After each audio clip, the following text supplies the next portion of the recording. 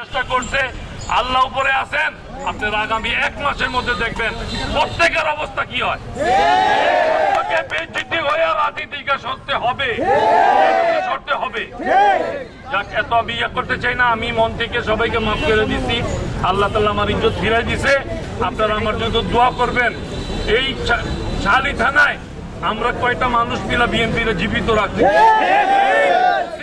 রাখছি, আর আমাদেরকে আমাদের গুরু সাজেশন দিয়েছে, আমরা মাঠে কাজ করছি।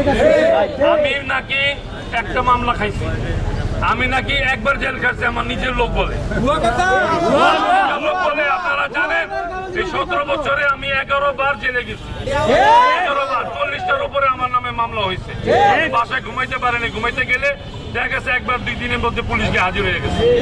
সেই জায়গায় আমার নিজের লোকই বলে, আমি বলে একটা মামলা খাইছি এবং আমি একবার জেল খাচ্ছি, আর আমি নাকি চাকরি ফিরে পাবো না। আপনারা অনেকেই ভয় পাইছেন, অনেকে দেখা গেছে যে চুপ করে রয়েছেন বা মনের কষ্টে রয়েছেন,